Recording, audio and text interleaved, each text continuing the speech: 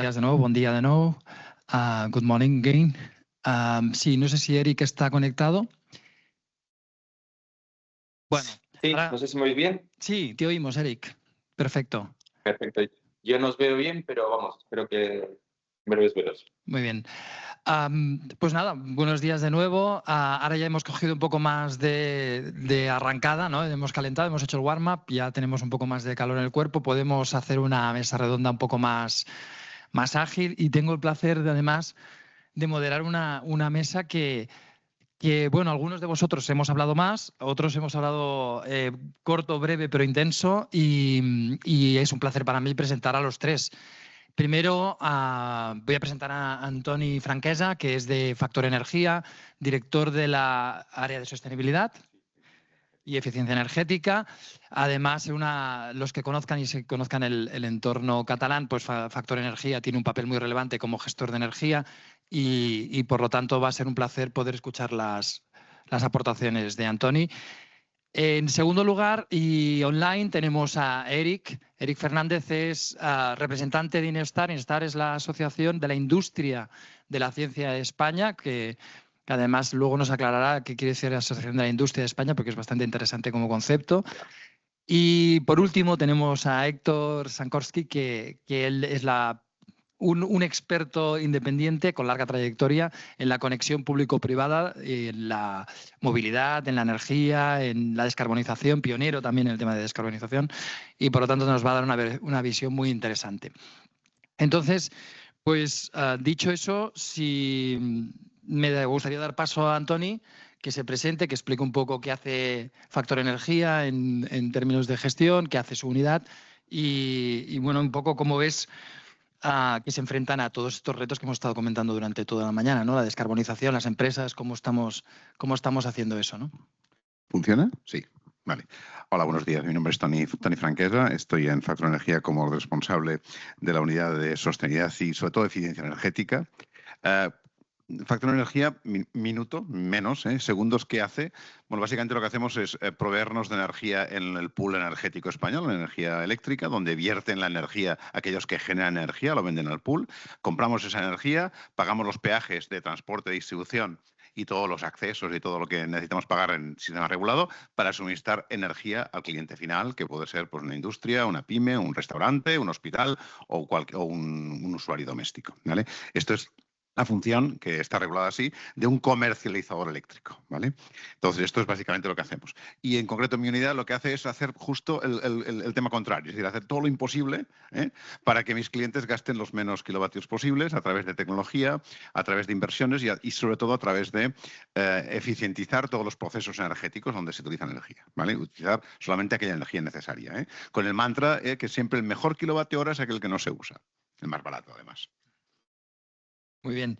En segundo lugar, Eric, si quieres presentarte y de alguna manera explicarnos un poco qué hace INEOSTAR y cuál es su rol en el ecosistema. Pues estupendo. Muchísimas gracias por la invitación.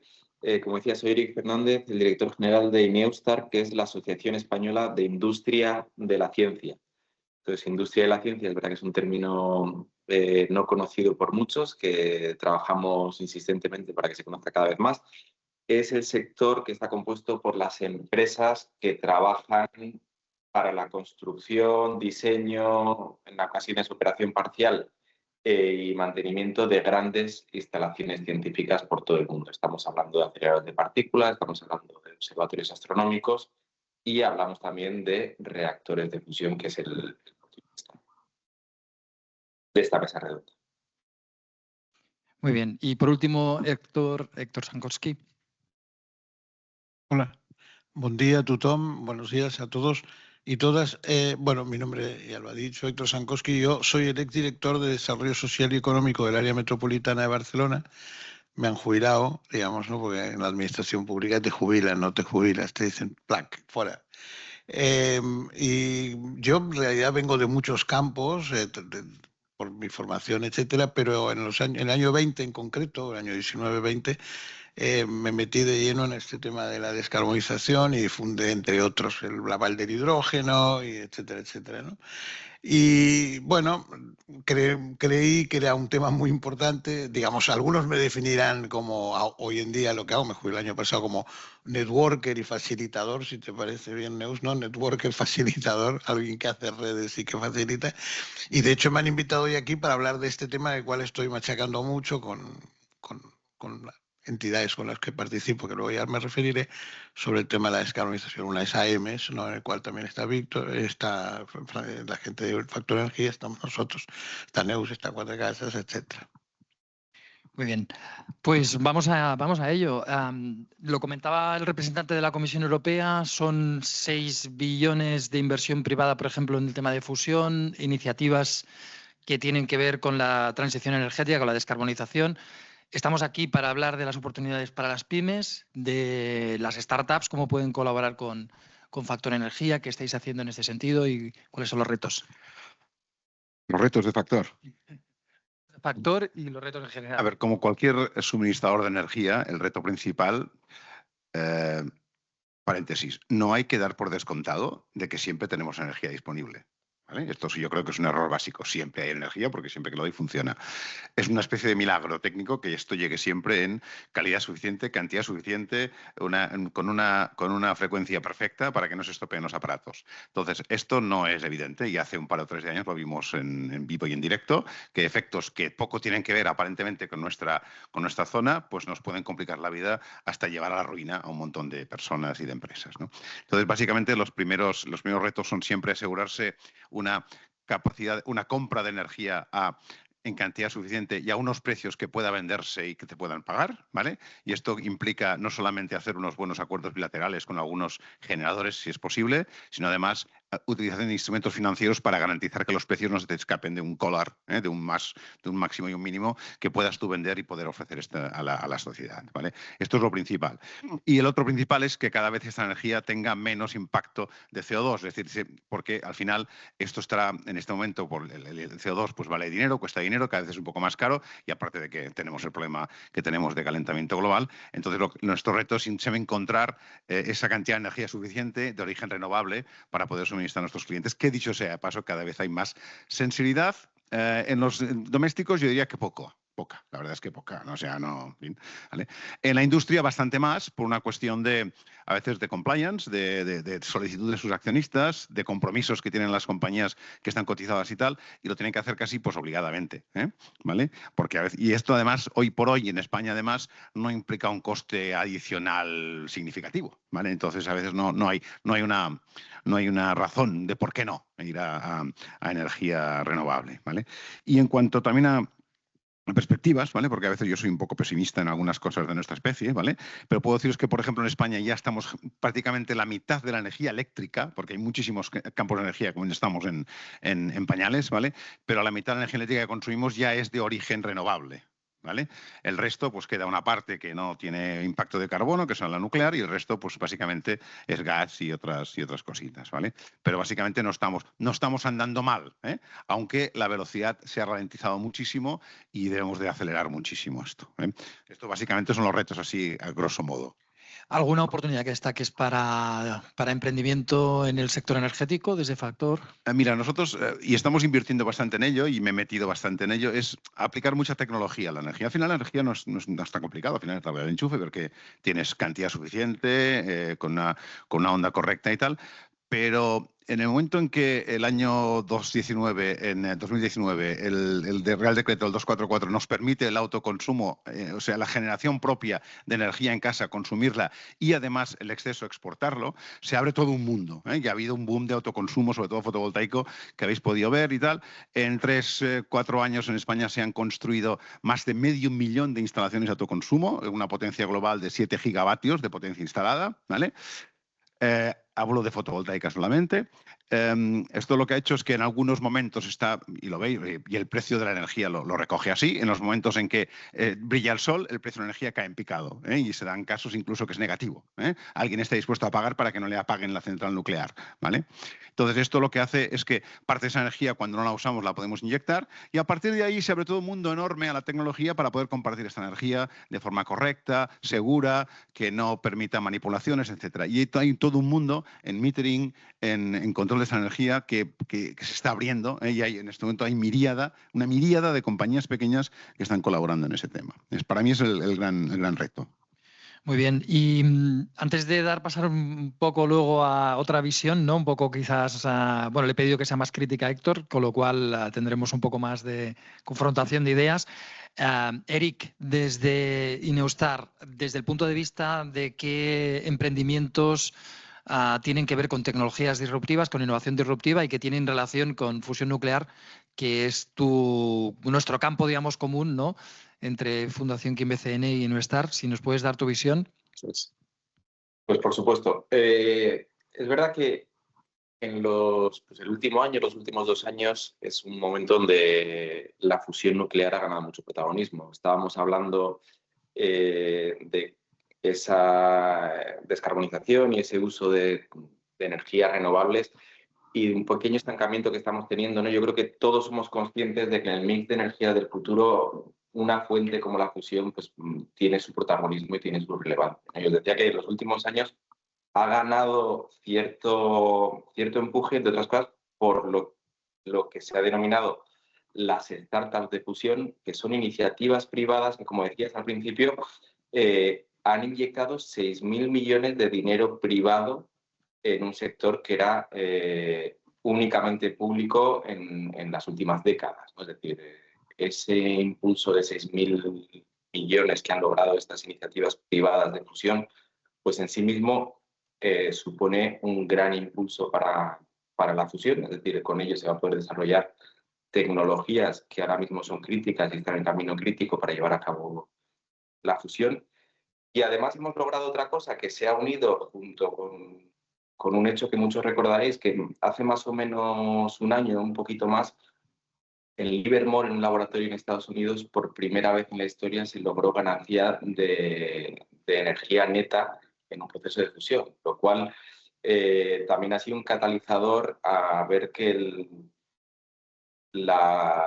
desarrollo de la energía de fusión, que lleva estando siempre una década de distancia, según avanza el tiempo se mantiene una década de distancia, pues poco a poco parece ser que lo vamos acortando un poquito y que el dinero privado haya entrado en estos desarrollos tiene 2 implicaciones. Una, como os decía, que es que habiendo 6.000 millones más en la bolsa para desarrollar tecnología, queramos o no, eso va a ayudar a que vayamos cada vez más rápido, pero también significa que se ve como una realidad más cercana a la fusión y según nos acercamos a que la fusión pueda ser una realidad comercial, eso necesariamente va a hacer que nuevos jugadores entren en la ecuación acelerando aún más. Es decir, estamos entrando, mi visión es una visión personal, es que entramos en un proceso de aceleración que solo acabamos de empezar y que según avancemos,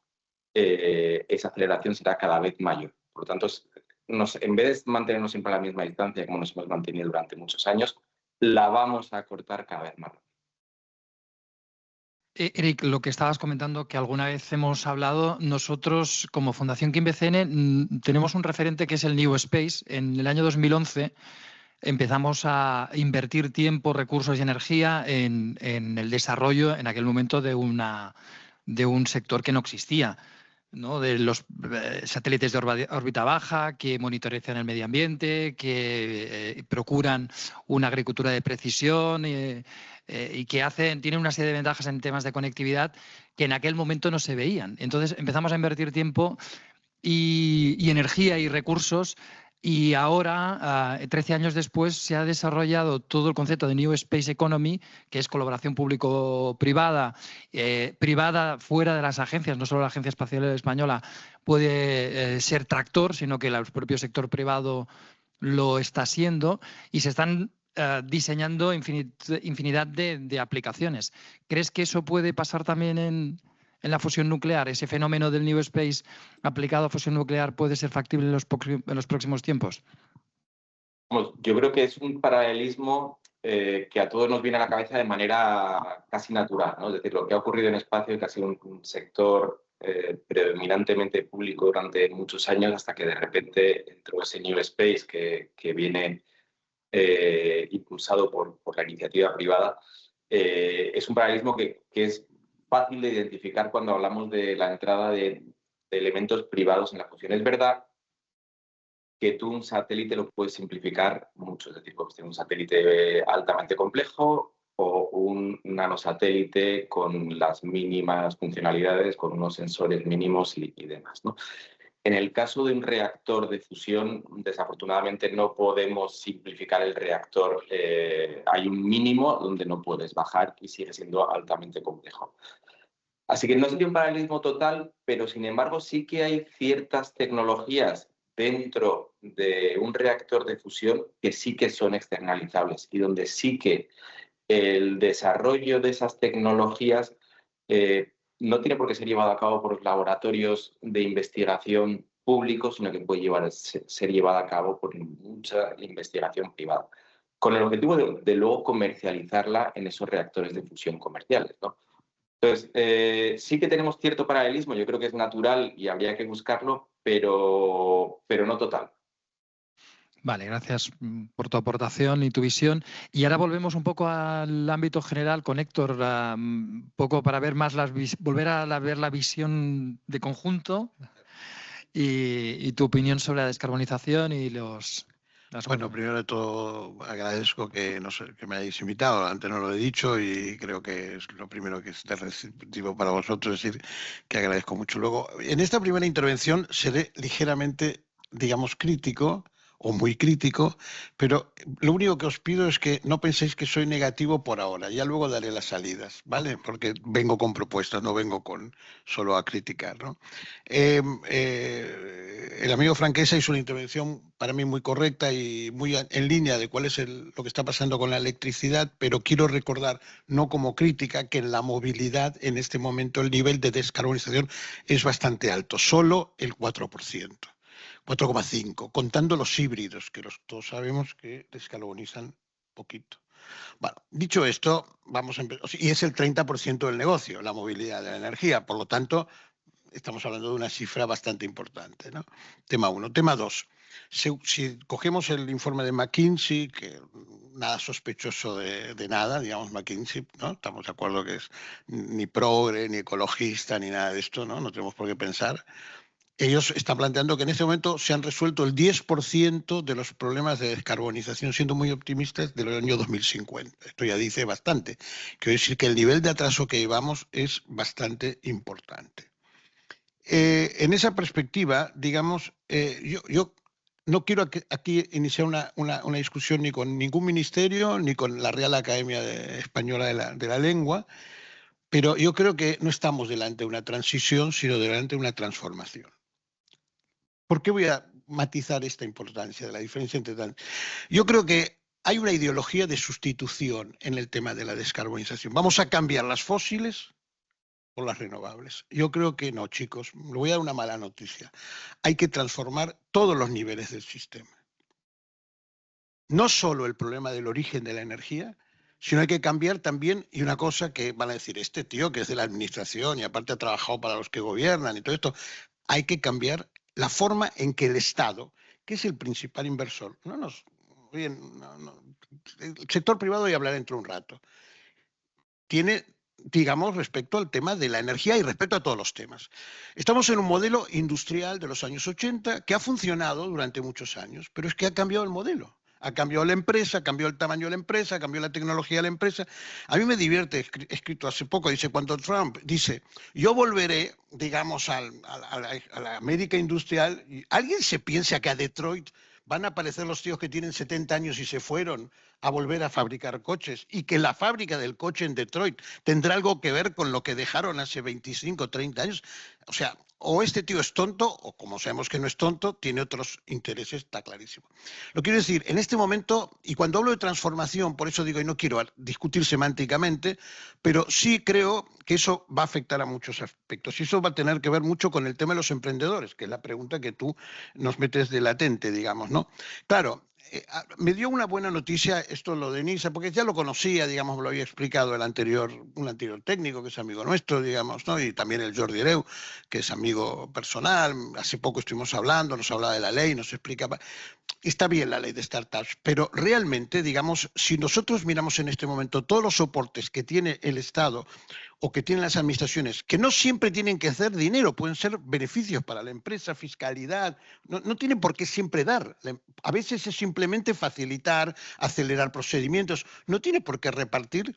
Habría que pensar que ahí hay un elemento en el cual hay que cambiar esa óptica. Yo por eso insistiré mucho en el cambio de la óptica. Y eso tiene que ver sobre todo con la fiscalidad, tiene que ver con el enfoque de cómo se beneficia la producción, etcétera, etcétera. Y yo no quiero hablar de tecnicismos económicos, pero cuando, por ejemplo, el informe Draghi, que hago un paréntesis, cuando habla de Draghi, quiero recordar, sobre todo para los que estáis no a favor de la energía nuclear, que Draghi introduce el elemento, digamos, de las microcentrales. Investigando el tema, supongo que tú también, Frank, que se lo has investigado, hay una en China, no hay 25.000 en todo el mundo, cuestan 4.000 millones de euros de promedio, precio chino, lo cual no sabemos qué costará eso en Europa, porque la mano de obra es más cara, el suelo es más caro, etcétera, etcétera. Y tercer elemento, que para mí es muy importante, quiere decir, ¿eso en renovables qué significa? Meter 4.000 millones. Por cada microcentral de Amazon, ¿qué significaría eso en renovables? Digamos, bueno, hay que pensarlo. Obviamente luego me referiría a un tema que es clave en todo este negocio, que es el problema del abastecimiento, del amalgamaje, del almacenamiento. Quiero decir, todas tienen el problema del almacenamiento, los tres grandes sistemas, porque a mí cuando me hablan de la biomasa y todo esto, digo, bueno, tenéis razón, pero no tenemos biogénico suficiente en este país para hacer nada importante. Por lo tanto, aquí hay dos grandes, que son la eólica, la fotovoltaica, todas las que puedan caer cojonudo, óyeme, biomasa, a pedales, como aquella serie inglesa, no sé si recordáis, que iban haciendo, consumían energía, alguien se recordará aquella serie, digamos, ¿no? Pero bueno, esto es una anécdota. Por tanto, yo creo que es ahí donde tenemos que poner el punto de atención. Pero acabo, digo porque luego volveré sobre este tema. Draghi habla de 900.000 millones, hice este paréntesis de la nuclear porque alguien me lo puede sacar. El Next Generation son 900.000 millones para 6 años. Draghi habla de 900.000 cada año. Obviamente no es el mismo sistema de financiación porque habla de bonos verdes, habla de muchas cosas. El informe de Draghi es interesante para algunos aspectos, pero ha puesto como el tema de la energía, tanto Letta, porque lo que pasa es que ahora todo el mundo habla del pobre Draghi, pero nadie habla de Letta, que lo dijo un año antes, digamos, ¿no? Pero bueno, todo el mundo está poniendo el tema de la energía en el tema de la industria como el tema que va por delante de todo el problema. Por lo tanto, para sintetizar esto, recordar, la idea mía es hay que cambiar la óptica del enfoque de la descarbonización. Estamos en una situación muy dramática, en eso no voy a repetir porque creo que aquí todos estamos consensuados. No creo que haya ningún negacionista, espero, digamos, ¿no? Para no perder el tiempo, sobre todo, explicando tonterías, porque ya se sabe. Pero el problema tiene que ver cómo enfocaremos ese tema. Y ahí es donde entra el papel, cómo darle soporte al emprendedor, cómo soporte a la startup, etcétera, etcétera. Eso es lo que tiene que cambiar. Y este Estado es lento, tiene una visión fiscal, determinada, una visión económica determinada. O sea, yo entiendo que cuando yo una vez, y ahora sí acabo de verdad, una vez le pregunté a una amiga que era la ministra de turno en ese momento, se llamaba Raquel Sánchez, supongo que alguien se recordará de ella, le digo, Raquel, ¿cuántas veces os reunís los 4 ministerios, industria, lo que lo que era en ese momento, no sé cómo se llamaba, no sé, ahora sería fomento, ¿no? De toda la vida, economía y transición, digamos, ecológica y todo eso. Nunca. Yo creo que esa era la pauta de cómo estaba funcionando, pero ni aquí, ni en Portugal, ni en Francia, ni en ningún lugar, porque quien manda al final es Hacienda. Acabo. Una cosa para puntualizar, los 5.000 millones que dices en China es de cuarta generación de fisión. 4.000 millones. 4.000 millones, sí. Y eran de dólares, corrijo, no eran de euros. Pero es igual. ¿Quién sabe hoy en día qué cuesta una central de cuarta generación? O sea, la idea que intentas transmitir es 4.000 millones invertidos en una central de cuarta generación nuclear en China, 4.000 millones invertidos en energías renovables aquí, ¿no? Porque hoy en día todo el mundo me dice, hombre, pero yo tengo amigos pronucleares. Me dicen, oye, pero es que la cuarta generación, bueno, primero traédmela. Y cuando me la traigáis, hablemos. Yo no dije que estoy ni a favor ni en contra. Tecnología francesa, ¿no? Lo de China, dicen, ¿no? China. Sí, sí. Esta China que es propia tecnología china, según creo, sí. No, esta China es China. No, ya estamos. O sea... no sé. No he visto el copyright, no lo sé. No, era solo para puntualizar y ahora seguimos con... Yo creo que tenemos madera suficiente, valga la comparación. Antoni, sisplau. A ver, por alusiones. Yo, Héctor, estoy más de acuerdo contigo lo que parece, ¿eh? ¿Vale? De todas maneras, en energía todavía nos queda un hueco muy grande que tapar, los agujeros. Por donde se escapa la energía. O sea, malbaratamos muchísima energía. Muchísima. ¿Vale?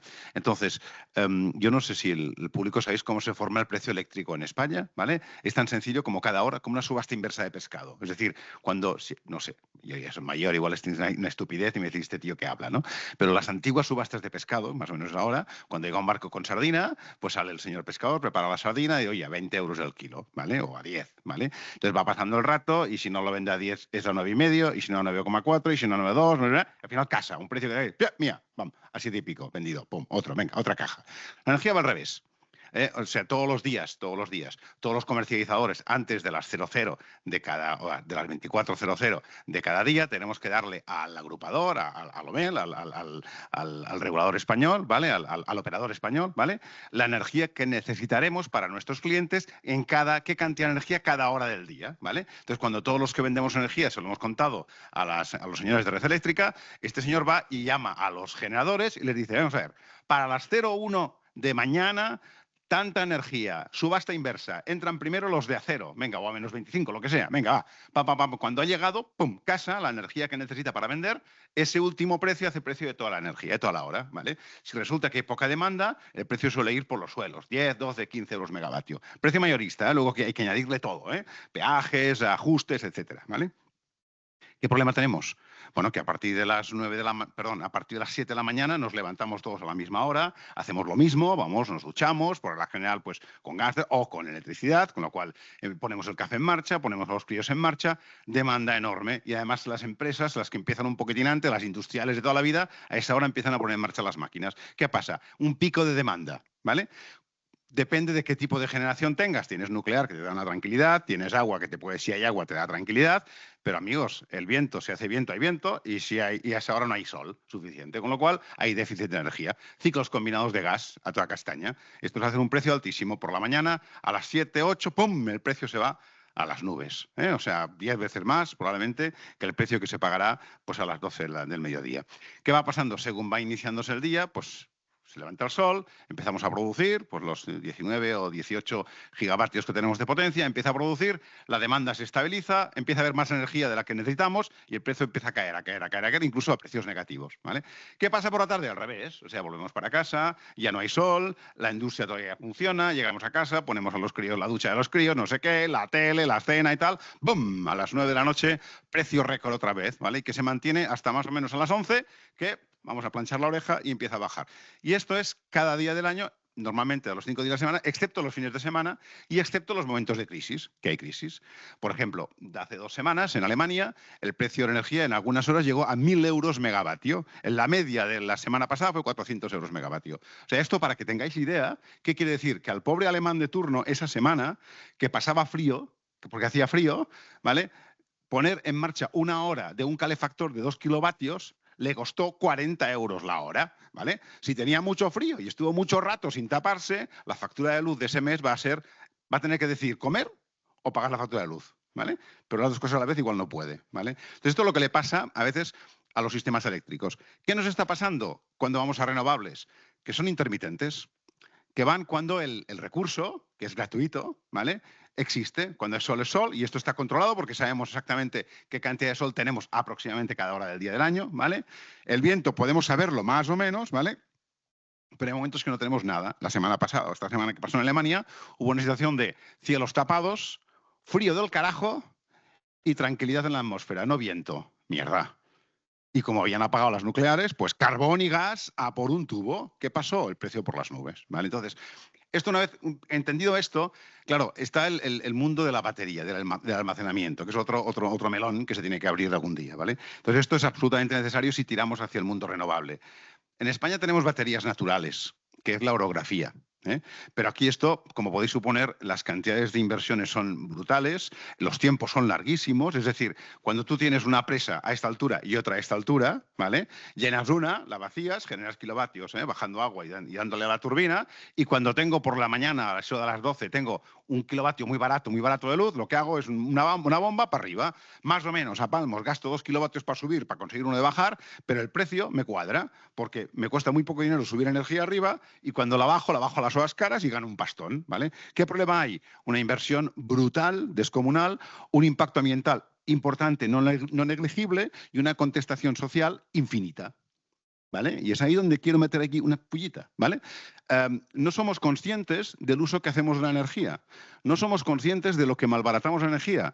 Si fuera mucho más cara, seríamos más conscientes, pero sigue siendo barata. Entonces, lo que nos pasa es que hay momentos complicadísimos donde es muy difícil suministrar energía. Por eso decía al principio que no hay que dar por descontado problemas de suministro de energía, porque puede haberlos, puntualmente, evidentemente, pero puede haberlos y momentos en que no nos convienen. Entonces, para mí, el camino principal es educación sobre energía, ahorrar al máximo, porque si ahorramos mucho, tal y como os he dicho que se forma el precio, cuanto menos demanda haya, menos precio habrá para todos. Para todos. O sea, es bueno para el país, es bueno para la economía, es bueno para todo el mundo, para el medio ambiente, es bueno para todos, ¿vale? Entonces, hay que ahorrar. Si ahorramos mucho, probablemente tenemos unos precios estables de la energía, la industria se podrá establecer a unos precios energéticos que no sean desesperantes y no se irán todas a China, ¿vale? Lo que quede, se quedará algo, ¿vale? Entonces, yo creo que esto es súper importante, el ahorro energético. Y esto es algo que hay que trabajarlo desde muy abajo, ¿eh? O sea, dejar una luz encendida, total, para 2 céntimos que cuesta, sí, coño, pero si es toda la ciudad que hace lo mismo, el precio de esa hora sube un 40%, ¿vale? Son temas que son complicados, ¿eh? Porque dices, hostia, hay más lío todavía para pensar, bastantes problemas tengo, pero la energía es básica. La energía es la capacidad de hacer trabajo. Si no tenemos energía, todo lo demás hay que hacerlo a pie, o dándole a la manivela. Imaginad vuestra vida normal ahora sin ningún tipo de energía disponible que no fuera vuestra fuerza bruta. Alguien hizo un cálculo una vez que en media, con el nivel de consumo que tenemos los humanos ahora de energía, ¿vale?, equivaldría a tener 25 humanos a nuestro servicio 24 horas continuamente sin parar durante toda la vida, ¿vale? De media. Hay algunos países que son casi 60 y otros que son 5. Como siempre, las medias es el número que nunca existe, ¿eh? ¿Vale? Pero imaginaros, o sea, para vivir un humano necesita 25 como tú, trabajando día y noche continuamente para tapar el consumo que tenemos de energía en estos momentos. Entonces ahí hay que ahorrar, menos humanos, para cada uno, seamos un poco más piadosos con estos, y ahí es el camino donde creo que la tecnología, muchas startups están ayudando muchísimo. Para poder ahorrar hay que medir, porque si no mido no sé, y si no sé no corrijo, ¿vale? No me doy cuenta de, ¿vale?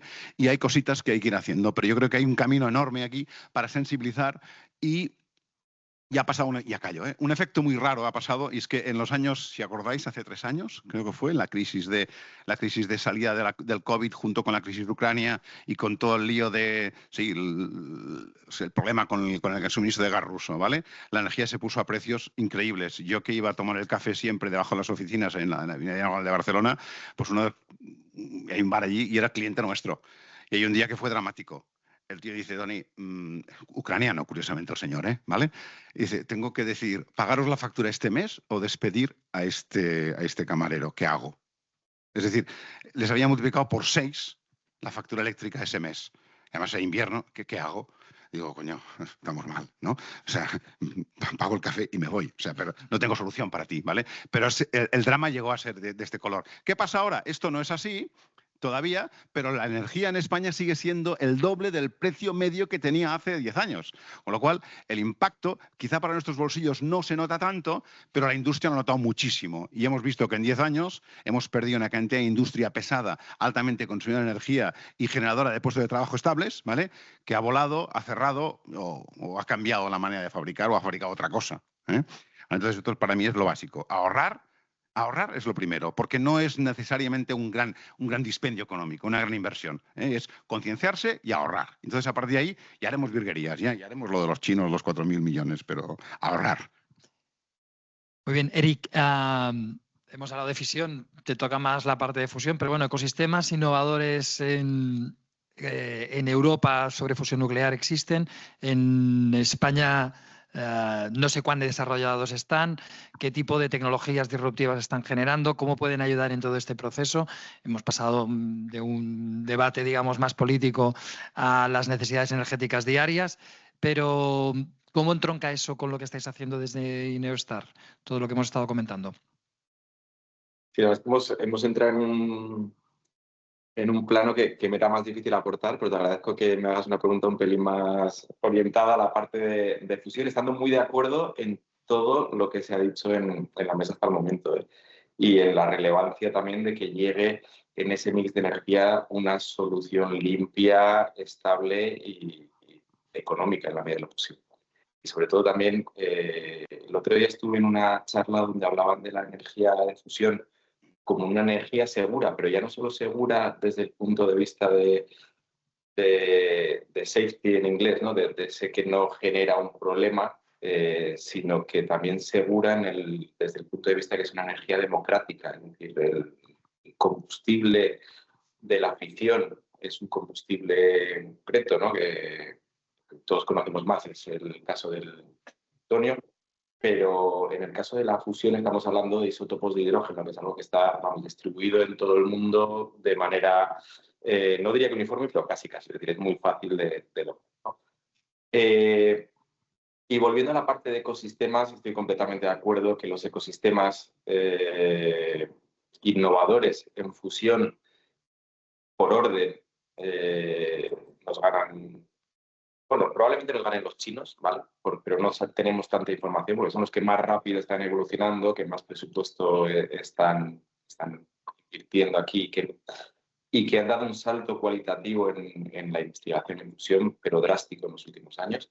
Pero en los ecosistemas de lo que podemos llamar el mundo occidental, Estados Unidos nos da sopas con ondas a todos, es decir, las inversiones que están logrando en startups de fusión en Estados Unidos superan por varios órdenes de magnitud a la mayoría de las inversiones en el resto del mundo.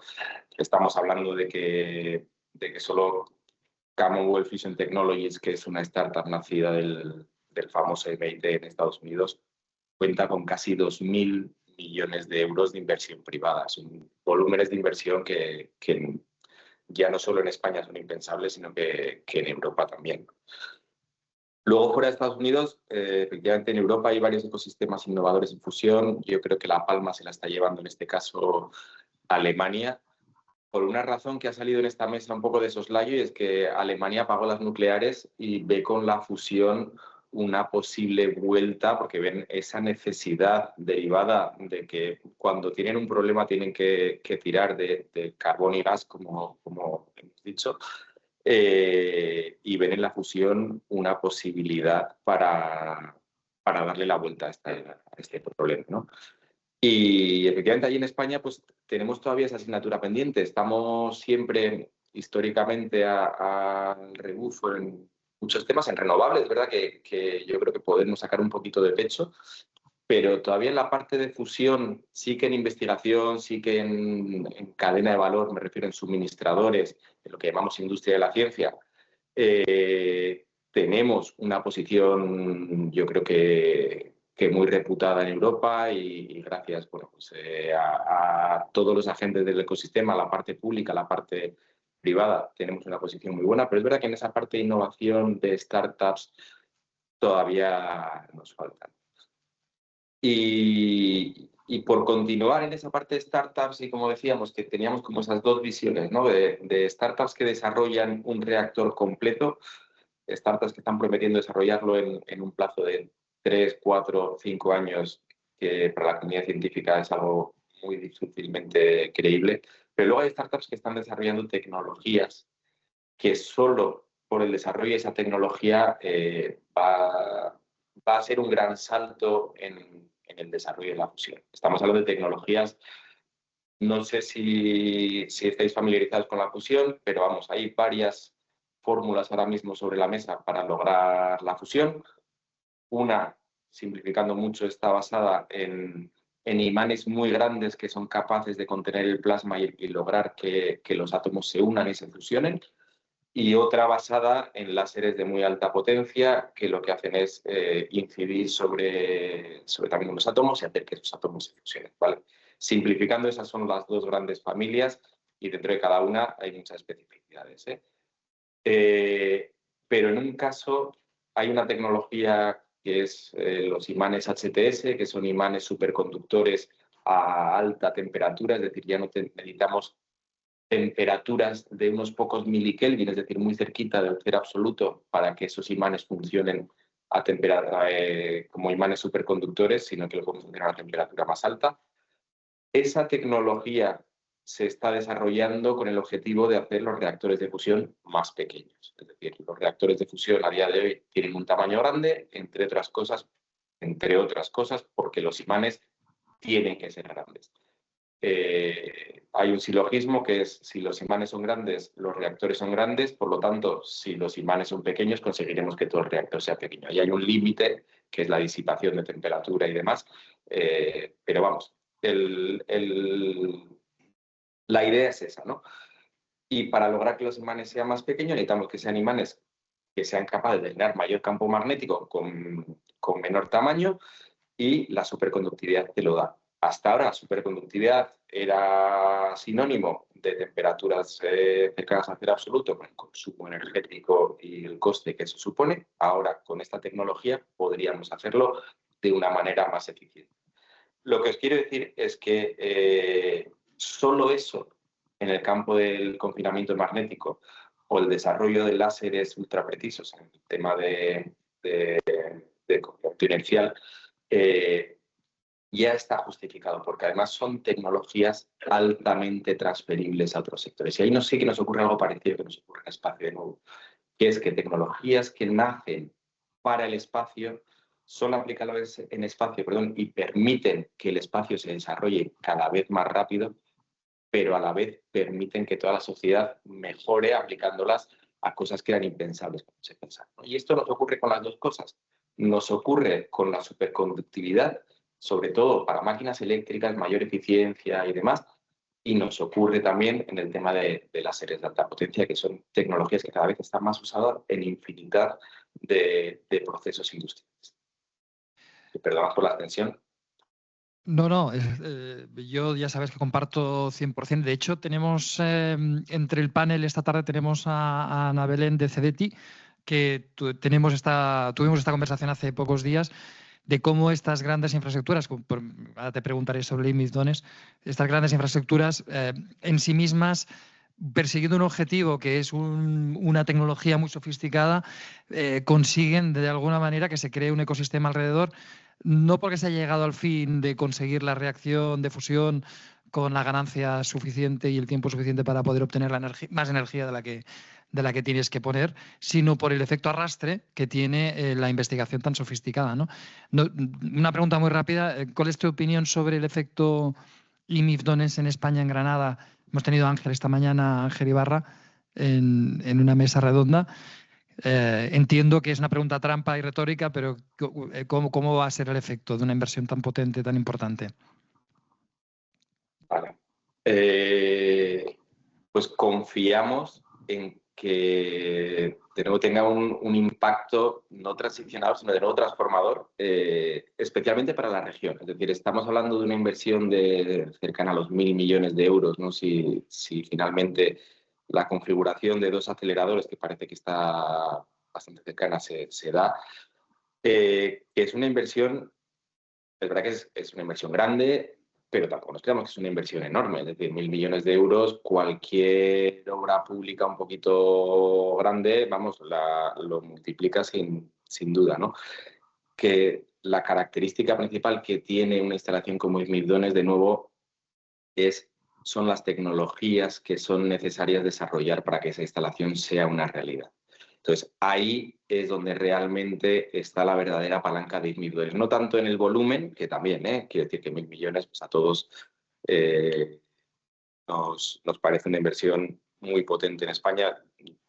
Tenemos que darnos cuenta de que multiplica por 5 lo que era la anterior mayor instalación científica de España, que era el sincrotrón ALBA, que lo tenéis por allí cerquita, que rondó los 200 millones de inversión para la construcción. Estamos hablando de multiplicar por 5 para que seamos conscientes de la dimensión que tiene y la relevancia que tiene a nivel nacional, ¿no? Tiene otra relevancia, y es que esto significa, y así como el sincrotrón ALBA es principalmente un proyecto nacional, aunque luego tiene una comunidad de usuarios también internacional, Ignidones es un proyecto internacional necesario, clave y crítico en el camino hacia la fusión. Es decir, si no somos capaces de validar los materiales de los futuros reactores, no podremos construir reactores de fusión. Ignidones viene para eso, para validar materiales. Os decía que el hecho de que se ponga en España también es un paso de gigante en poner a España en la posición que se merece en el ecosistema científico-tecnológico internacional.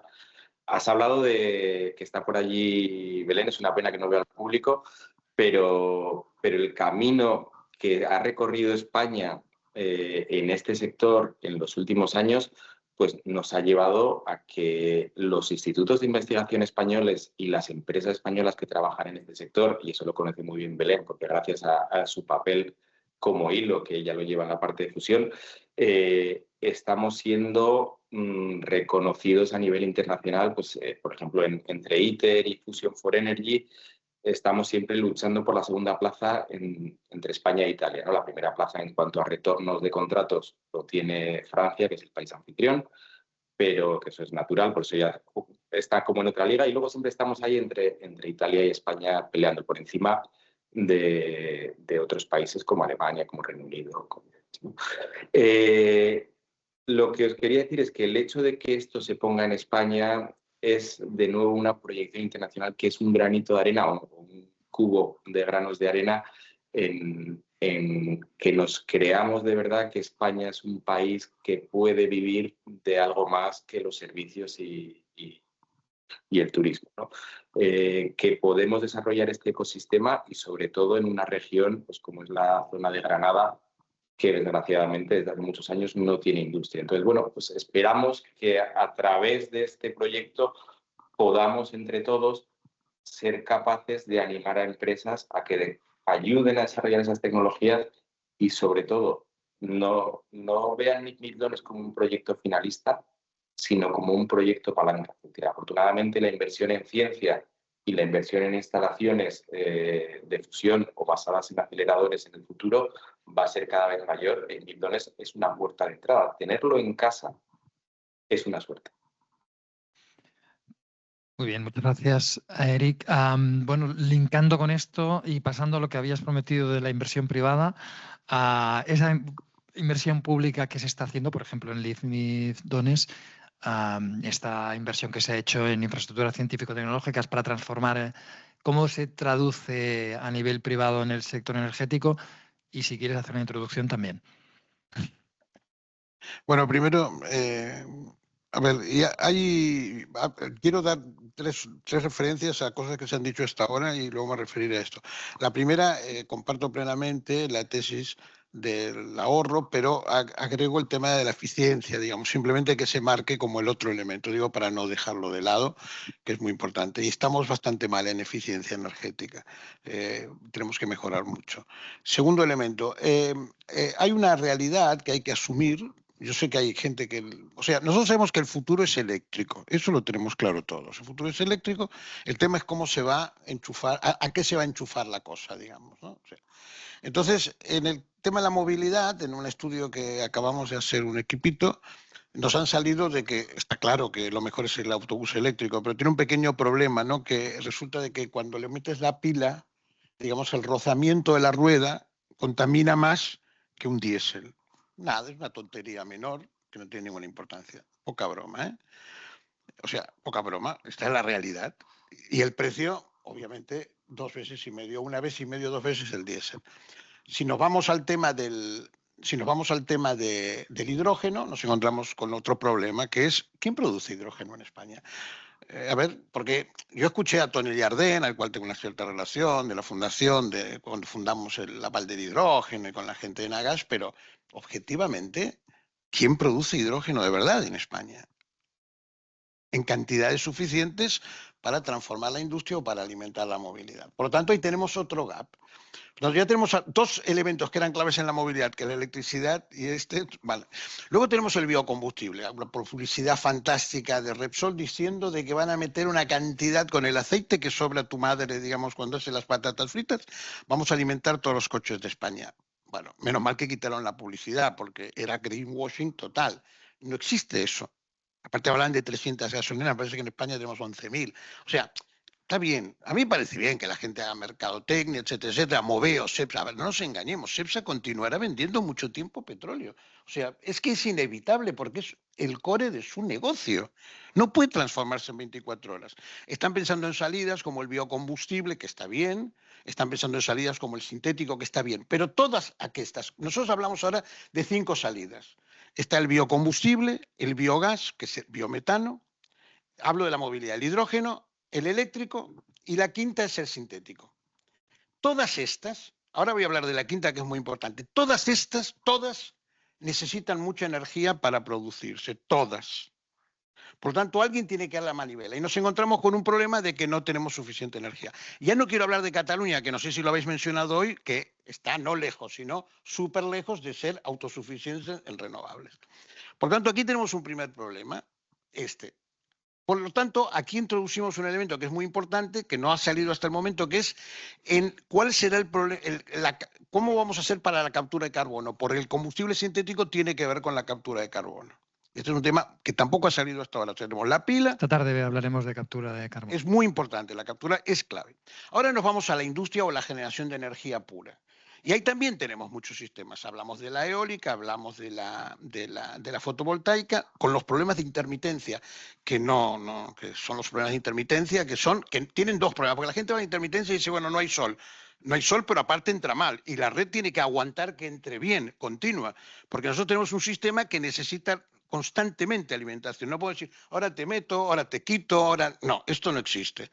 Lo cual aparte genera, digamos, el otro día, yo no lo sabía, en una reunión de AEMES, el otro día los de Wallbox me dijeron, bueno, hemos visto que uno quieren meter un generador, un cargador de 500 kilovatios, dijo uno, ¿no? Dijo, perfecto. Dice, pero ¿alguien sabe cómo lo van a refrigerar el cable? Pequeño detalle, ¿no? Porque ese cable, aquí, bueno, ni os quiero contar lo que va a pasar por ahí. Quiero decir, hay muchas cosas. Fijaos que de todos estos elementos que he dicho, va ligado con la pregunta. Es decir, hay una oportunidad de negocio brutal. Por eso quiero ser positivo también. Y hay que las startups tienen interminables capacidades de investigación. No pensemos, con todo respeto, solamente en la investigación superpunta. Pensemos en la investigación captura, transmisión, transferencia, abastecimiento, almacenamiento. Hay tanta capacidad que hay en este momento de investigar sobre elementos que es brutal. Y entonces nos vamos a otra referencia que aparece aquí, con todo respeto, me parece, yo hice mis primeros años hice físicas, luego lo dejé porque, bueno, por otras razones políticas y lo que sea, pero no nos engañemos, es muy importante la ciencia básica, es muy importante la ciencia, digamos, en estos temas de fusión, pero también hay que apostar claramente por investigación y desarrollo en niveles mucho más, lo que hace la ITAD, lo que hace Eurecat, lo que hace algunas universidades, hay que bajar mucho a proyectos concretos. Y luego, él decía una cosa que para mí es muy importante en relación con la educación, pero yo lo voy a decir con la educación de las startups. Hay que cambiar la mentalidad de que la startup es para hacer un pelotazo, venderla y retirarme. Esto se tiene que cambiar. Y aquí hay que hacer pedagogía. En Estados Unidos no hay esa cultura del pelotazo. Solo la tenemos básicamente aquí, un poquito menos en Italia, por lo que me han explicado a mí gente que se dedica a esto. Y eso liga con un elemento que para mí es muy importante también. Fijaos que sí que he hablado de oportunidades, o sea, y que hay muchísimas cosas que puede hacer la gente. Pero ahí también tenemos que crear, ENISA, líneas de soporte directo a ese tipo de... Y a veces es difícil porque ese tipo de startups no tiene claro el producto y tenemos que ver cómo se plantean joint ventures, etcétera, etcétera. Por ejemplo, yo trabajo mucho con el IREC, algunos de los que estáis aquí ya lo sabéis, y claro, yo he visto cerámica aplicada digamos, a los futuros paneles fotovoltaicos de aquí a 10 años.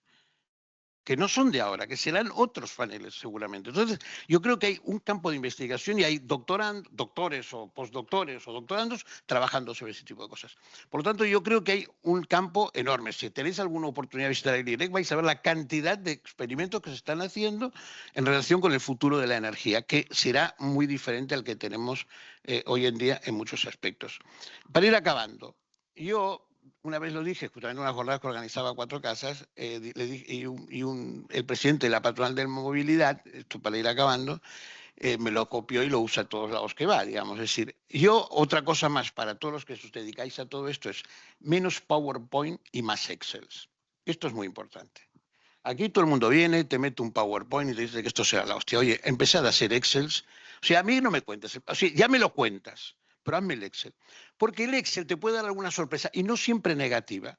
Y eso liga con otro tema, que lo tengo que meter aquí, que es el tema de la cultura del CAPEX y el OPEX que tenemos en este país.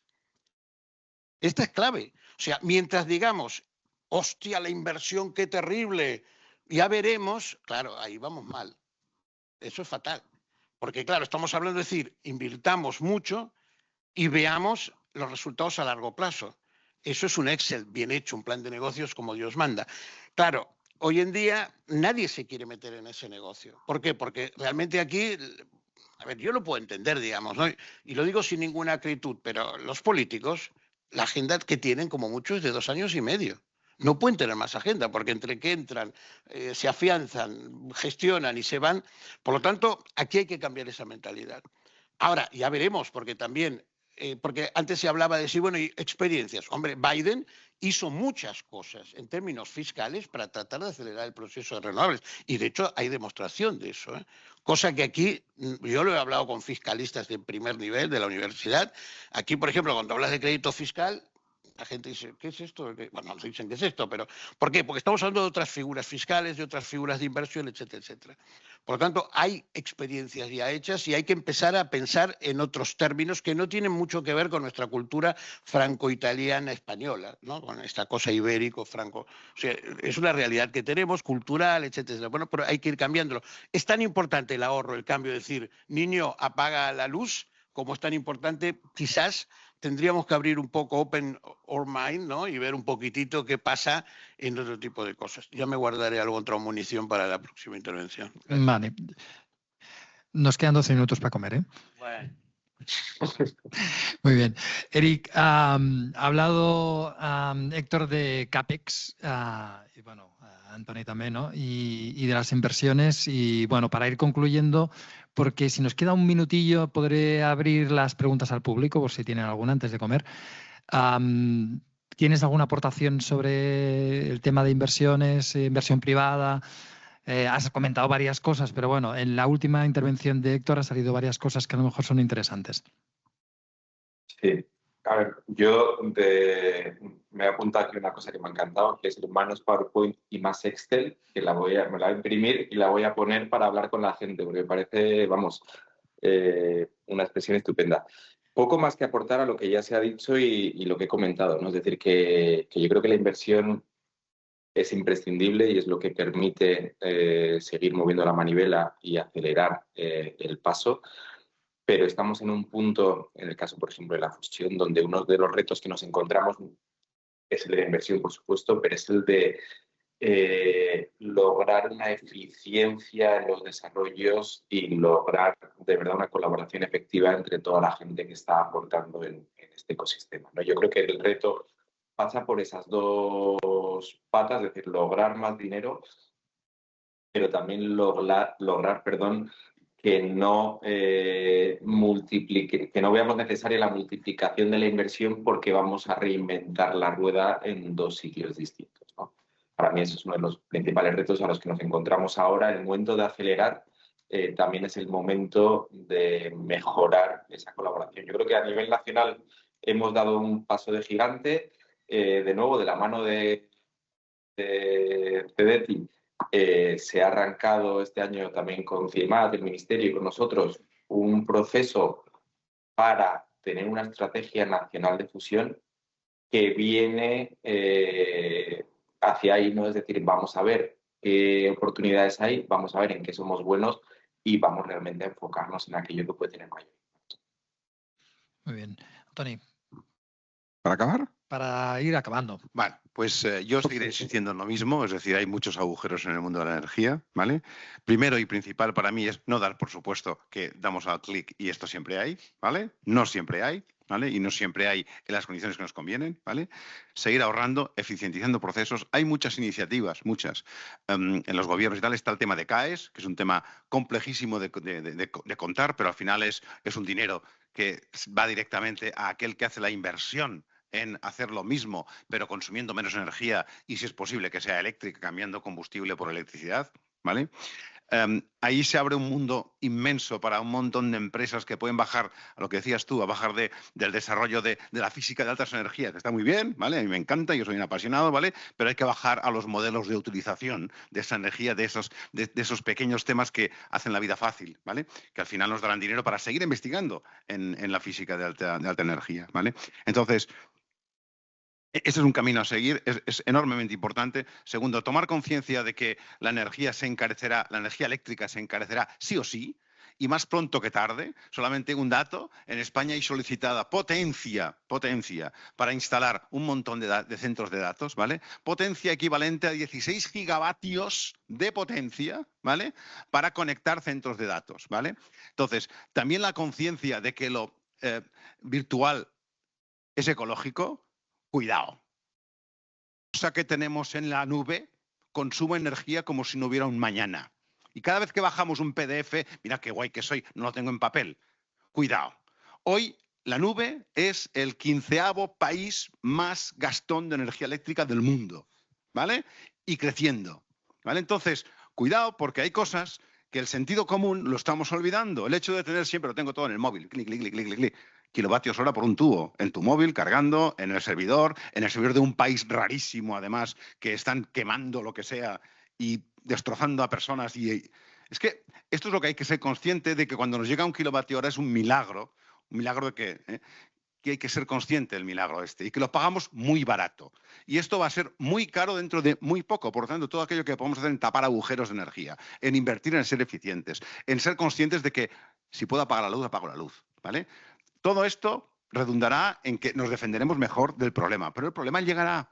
Porque, os lo digo, este 16º país del mundo que consume energía va creciendo, se va haciendo más grande, más grande, más grande, más grande, ¿vale? Entonces, nada más, simplemente hay un camino enorme para continuar, tenemos mucho por delante. Ojalá la fusión sea una solución, ojalá, ¿vale? Porque nos dará un cambio geopolítico interesante, ¿vale? Pero hasta entonces tenemos todo lo que tenemos y hay que usarlo. Y ya sé que esto puede sonar mal, pero incluso el gas y el petróleo nos están por lo menos dando vida, ¿vale? Usémoslo de la forma más eficiente posible. Coño, gastemos poco, ¿vale? Ahorremos, porque ahora no lo podemos sustituir, pero ahorramos y lo que vamos a hacer es cada día cambiando un poquito, un pasito a una electrificación, a un adaptar nuestra manera, que lo decía Héctor también, es una revolución. Hay que adaptarse a vivir de día, como las gallinas, ¿vale? Seremos mucho más eficientes. O sea, si somos nocturnos, pues, coño, pues esto será muy caro. De hecho, ya la luz por la noche es mucho más cara que de día, ¿vale? En España en este momento, cosa que tradicionalmente era al revés, ¿vale? Entonces, pues hay que trabajar de día, porque además estamos preparados biológicamente para ello, y por la noche dormir, ¿vale? Pues esto que es una gilipollez, ¿vale? O que puede parecer una gilipollez, a nivel energético es crucial, porque si no lo que hacemos es malbaratar la energía, que es algo que es limitado y carísima que será. Muy bien, me quedo con dos conceptos, el ritmo circadiano ¿no? Que es el del día y no la noche, y la improbabilidad estadística que te llega 1 kilovatio hora a casa. Es que es una heroicidad que lo que pasa es que somos cotidiano y llevamos hechos así, pues no le damos ninguna importancia. Pues el día que le damos y no hay, ¿qué pasa? Y cuando pasan las horas y la nevera empieza a calentarse y entramos en pánico, ¿vale? Pues esto es lo que digo, si consumimos de forma más eficiente y sobre todo con más inteligencia, esto tardará más en llegar o pasará menos veces. En cualquier caso, Stanley Kubrick rodó Barry Lyndon solo con iluminación artificial, con velas y con... Preguntas, tenemos 5 minutos y tenemos algún momento para alguna pregunta. No sé si tenéis la audiencia o a través del streaming alguna pregunta. Juan Carlos, si me puedes pasar. Muy buenas. Yo creo que uno de los puntos que quizás hacía falta mencionar para redondear vuestras brillantes exposiciones es si vamos a electrificarnos, ¿dónde tendremos que poner las baterías precisamente para que a las horas en las que tenemos la energía tan barata realmente seamos capaces de consumirla en la hora en la que lo necesitamos y está más cara? Estoy oyendo a alguien que habla mucho de movilidad, a alguien que vende electricidad, y digo, el vehículo eléctrico no puede ser, cuando se recicle su batería, el almacén natural para que, no sé si en casa, pero en muchas situaciones de emergencia o incluso cotidianas, le demos una segunda vida a ese equipo y podamos conseguir esa mayor eficiencia y ahorrarnos, por decirlo también, un buen número de residuos que ahora mismo no sabemos cómo tratar. Porque al final de lo que estamos hablando de descarbonización, sostenibilidad, es de circularidad y aprovechamiento de los recursos. Eficiencia es mejor aprovechamiento de los recursos. Lo cierro con esta cuestión, que es también una afirmación. ¿Cuál de los dos? ¿Quién quiere empezar? No sé, a ver, el tema del vehicle to grid existe, es sentido común. Si tengo una batería sobre ruedas, puedo usarla. Hay que ser consciente que luego cuando voy a tirar el coche estará vacía. O sea, milagros a Lourdes, ¿vale? No, digo porque esto hay que tenerlo en cuenta, ¿vale? Y segundo, es una manera de usar las baterías una vez obsoletas del vehículo, de hacer un tipo de descarga. Una vez obsoletas, que no sirven para el vehículo, pueden usarse perfectamente para tenerlas en casa cargándolas con tus placas fotovoltaicas, ¿vale? Y hay una compañía en España, concretamente en Navarra, que se dedica a esto, ¿vale? Es decir, a reciclar este tipo de celdas, que es lógico, es decir, y dan una buena garantía. Por lo tanto, yo creo que esto, a ver, está conseguido. ¿Dónde poner las baterías? Pues depende. Si en casa tienes una instalación fotovoltaica, ponlas en casa, debajo del contador, ¿vale? Porque si no sería estúpido, o sea, estarías pagando 2 veces lo mismo, ¿vale? Y si fueran baratas, que lo están siendo cada vez más, pues en las plantas fotovoltaicas. Es una manera de subsistir, porque curiosamente se ha invertido muchísimo en plantas fotovoltaicas, pero ahora hay un montón que están cerca de la quiebra, porque resulta que todo el mundo vende a la misma hora, ese precio es un desastre y no pagas ni el CAPEX, ¿vale? Ni los intereses del CAPEX. La única solución es sobreinvertir, ¿vale? Una regulación que la tenemos a partir de ya, porque ha tardado un poco, el tema de cómo puede actuar la batería con la red, ¿vale? Y ya está. Otra cosa que se puede hacer y que se puede hacer ya en España, porque hay regulaciones, no tengo instalación fotovoltaica en casa, pero tengo una batería. ¿Qué hago? Depende de tu contrato de energía eléctrica que tengas, esto hay que ser inteligente, porque si lo pago todo al mismo precio no tiene ningún sentido, ¿vale? Entonces, si pago muy barato la hora solar, coño, pues la cargo. Y eso cuando llego a las 8 de la noche, que está carísima, pues bueno, me da por lo menos 5 o 6 kilovatios hora, no mucho más, ¿eh? Esto da para una duchita, a la que pones el árbitro, se acabó, ¿vale? Entonces, también hay que ser consciente de lo que da una batería, ¿vale? Entonces, ¿vale? Y a partir de ahí nada más, yo creo que se puede usar, es un gran camino, ¿eh? Lo que no sé es la cadena de producción de las baterías, el impacto que tiene. No lo sé. Como químico debería haber invertido un poco más de mi tiempo, ¿vale? Sospecho que no es todo bonito. Ya está, ¿vale? Simplemente. No, sí, no, esto es complementando. ¿Sabéis? Hay varios sistemas de almacenamiento, no solamente la batería de litio, hay con hidrógeno. Él explicó lo de la reversible, que es lo que se intenta hacer en la Fatarela y en el Pirineo. Digamos, hay 4 o 5 centrales en el Pirineo en este momento de reversible, que quiere decir eso de subir el agua, guardarlo, tirarlo para abajo, etcétera, etcétera. O sea, pero está clarísimo que yo he intentado, con Neus hemos intentado, con poco éxito, todo se ha dicho, asesorar algunos polígonos industriales. O sea, cada polígono industrial, tú preguntas dónde, los polígonos industriales habrían de tener eso, habrían de electrificarse, habrían de tener placas solares y habrían de tener sistemas de almacenamiento, digamos, ¿no? En base a hidrógeno o en base a sistemas de litio hoy en día, que es lo que está más extendido. ¿Son caros? Sí, pero es realmente rentable. En este caso sí que se convertirá en muy rentable a poco plazo de tiempo. Aquí han quedado muchos temas pendientes también. Déjame que diga uno también que es muy importante, que es que aquí no se ha dicho, por eso se ha dicho en otro. El otro elemento que para mí es muy importante en relación con el ahorro, y por eso es importante la energía solar y la fotovoltaica y también la eólica, es el tema de tratar de hablar de energías de proximidad. Tenemos un problema que es una cosa que a veces no contamos. Él lo ha explicado bien, pero no lo ha profundizado. No todos los sistemas son eficientes energéticamente. O sea, hay algunos sistemas que tienen una gran pérdida de energía para su provisión, ¿no? Entonces aquí también es muy importante que la proximidad ayuda y luego tratar de pensar en cada caso qué es lo que hace falta. Yo otro día estaba hablando con la gente de la patronal de las eólicas, porque hay un polígono industrial que dice que pregunta, ¿podemos poner microeólicas, mini eólicas? y me dijeron, no hay viento, no perdáis ni un minuto de tiempo en esto. ¿Me entiendes? O sea, que hay en cada caso, o me explicaba él, la primera vez que le consulté a él, bueno, la segunda ya sabía, pero le consulté a él sobre el tema de las placas solares y me comentaba, Franquesa, me decía, Héctor, no sabes cuántos que las ponen mal, no bien orientadas, no las optimizan. O sea, aquí hay mucho trabajo, hay mucha, como se dice, hay mucha piedra que picar para mejorar todo este tema. Gracias. Eric, no sé si quieres aportar alguna reflexión final, porque estamos en tiempo, creo. Un poco más allá del agradecimiento y de que ha sido muy interesante, y las reflexiones yo creo que han sido todas muy potentes, y añadir, yo creo que la patita de que junto a toda esa cantidad de fuentes de energía actuales y de fuentes de almacenamiento que tenemos, pues una de las claves para nuestro futuro y que seguirá funcionando cuando le damos el interruptor pasa por el desarrollo de tecnología, ya sea para la fusión, para el almacenamiento o para encontrar otras fuentes. Totalmente. Además, bueno, recomiendo entrar en la página web de Ineostar en este concepto de industria de la ciencia que es tan interesante y que además nos puede dar una luz diferente, digamos, a los problemas reales que estábamos comentando aquí con Antoni y con Héctor, que ahora podemos seguir durante la comida. No da tiempo de hacer muchas más preguntas.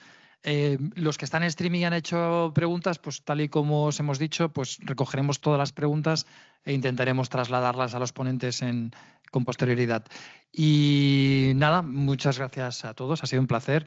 Eric, desde allí, fantástico, como comentábamos ayer en la reunión, ha ido muy bien. Y Antoni y Héctor, muchas gracias. Los que queráis seguir comiendo con nosotros y poder participar con ellos en alguna pregunta, pues podemos hacer ahora un poco de networking. Muchas gracias.